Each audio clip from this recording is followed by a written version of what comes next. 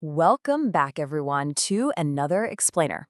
So in our last deep dive, we got into the incredibly powerful Claude for Microsoft 365 integration and how it totally transforms your document workflows. We're definitely not going to rehash any of that today. Instead, we're leveling up. Today is all about absolutely crushing that mind-numbing, mundane repetition in your AI workflows. We're talking about building what are called Claude Skills. If you've ever felt like you're just, endlessly typing the exact same instructions over and over again, well, this explainer is going to be an absolute game changer for you. Here's our workshop syllabus for today. We're going to cover the repetition problem, defining agent skills, personal versus team directories, creating your very first skills step by step, skills versus global configs, and finally, some real-world team workflows. Let's get into it. Section 1, the repetition problem. Okay, let's dive straight into this universal frustration of manual AI prompting. Just think about your daily workflow right now. Honestly, how much time do you waste every single day re-explaining the exact same things to Claude? Seriously, every time you want a pull request reviewed, you have to completely re-describe how you want the feedback structured. It kind of feels like you're training a goldfish, right? Every single commit message needs a reminder of your preferred format, or, having to spell out your company's brand guidelines or tone of voice again and again. Constantly copy-pasting that same giant block of instructions into your prompt? That's just an outdated way to work. It leaves a ton of room for error, and frankly, it's just a massive waste of your valuable time. If you find yourself explaining the exact same thing repeatedly, you're literally doing manual labor that an AI should be automating for you. Which brings us to Section 2, defining agent skills. Let's clearly break down what this automated fix actually is. In simple layman's terms, agent skills are essentially just folders of instructions, scripts, and resources. Here's the magic. You teach Claude how to do something once. Just once. You just write it down in a markdown file.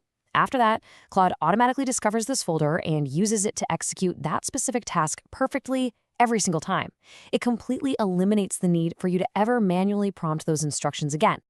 And this really shows how incredibly versatile the system is right out of the box.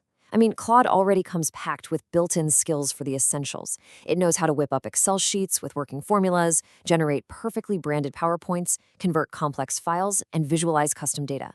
But, and here's the kicker, while those built-in tools are fantastic, the real magic, that true productivity unlock, happens when you build your own custom, company-specific workflows totally from scratch. Moving on to Section 3, personal versus team directories. Now, what's really interesting here is where these custom files actually live on your computer. So you can actually store these skills in two distinct places depending on who needs access. First up, we have personal skills. These are stored right in your home directory, tucked away inside a hidden folder called .claude/skills. These stick with you individually across all your different projects. It's exactly where you'd put your own personal preferences, like, say, how you individually prefer code to be explained to you, or your go-to documentation format. On the flip side, we have project skills. These bad boys are stored right in the root directory of a specific project repository. And this right here is exactly why project skills are an absolute powerhouse for teams, because they live right there in the repository root. Anyone on your team who clones that repo gets the skills automatically. Boom, instant alignment. This is where your team standards live. So when a new developer joins and clones the repo, they instantly inherit the exact brand guidelines, the preferred web design fonts, and all the PR checklists. You don't even have to onboard them on how to prompt the AI. It maintains perfect coding standards across your entire team effortlessly. All right, Section 4, creating your first skill. I want to slow down a bit here and walk through the exact step-by-step mechanics of how you actually build one of these. To create a skill, you just make a new folder, and inside it, you drop a file simply named skill.md. Now, the structure inside this markdown file is super straightforward, but absolutely vital. First, you give it a name. Second, you write a descriptive trigger. Third, you define the exact step-by-step instructions. And fourth, you point to any organized resources. Now, I really want you to pay special attention to step 2, the description. That description field isn't just a spot for your own notes. It acts as the actual trigger that Claude uses to decide whether or not to activate the skill in the first place. The way this matching mechanism works is just fascinating. Claude doesn't just take a wild guess at what you want. It actively reads your plain English request, compares it against all the available skill descriptions in your folders, and then selectively pulls only the specific skill.md file that matches the context. So to test a new skill right in the Claude interface, simply ask Claude to perform the task you just built the skill for and watch to see if it engages. If you're troubleshooting because a skill fails to activate, well, the most common issue is usually just that your description lacks the right keywords. You just go back to your skill.md file and tweak that description so it closely matches the actual words you use when prompting. Let's actually look at a highly detailed real-world example from our sources, an internal comms skill. So in your skill folder, you have your core skill.md file, but right next to it, you can create a subfolder called examples. Inside that examples folder, you can store reference files like 3pupdates.md for your team's progress, plans, and problems format, or maybe faqanswers.md for your company's tone guide. Then in your main skill.md file, you just write instructions like, hey, identify the communication type requested. If it's a 3p update, load the file example/3pupdates.md and follow those specific instructions for formatting and tone. Claude will read that master file, navigate into your examples folder, read the supporting scripts, and generate the perfect document. You can literally bundle whatever Claude needs to do the job right into this one folder. It's amazing. Section 5. Skills versus global configurations. So the crucial point we need to understand here is how this dynamic folder system differs from your current static setup. We really need to contrast dynamic skills against those static global configurations. You might already be familiar with using a standard claude.md config file. Honestly, that file is like carrying around a massive, heavy rulebook. Whatever you put in a claude.md file, say a rule like always use TypeScript strict mode, it loads into every single conversation you have, no matter what.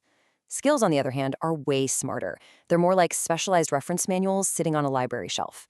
Claude only pulls them off the shelf and opens them when you specifically ask a question that requires that exact manual. They load dynamically, purely on demand. And why does this matter? Well, because it drastically saves your context window, the AI's memory capacity, for what actually matters in that moment. Since skills only load the name and description initially, your entire giant PR review checklist or your massive brand guideline document isn't unnecessarily cluttering up the AI's memory when you're just trying to debug some tiny unrelated Python script. Teams are saving massive amounts of time in AI memory simply by keeping their instructions modular and task-specific.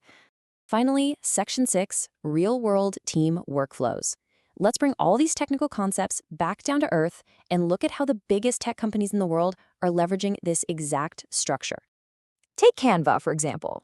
Anwar Hanif, their head of ecosystem, noted that Canva leverages skills to capture their totally unique design context.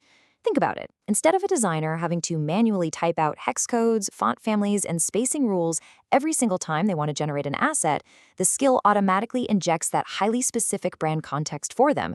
The agents just instantly know what to do. Or look at Figma. Matt Coyer, their director of product, highlights how repository-level skills maintain visual and coding consistency across massive product teams. By having shared skills right there in the project root, a developer and a designer using Claude are operating off the exact same rulebook. They can move fluidly back and forth between writing code and designing on the canvas, and they never lose their specialized context. It's a total game changer for collaboration. And I really think this quote from MJ Felix at Notion is the ultimate summary of everything we've talked about today. Less prompt wrangling, more predictable results.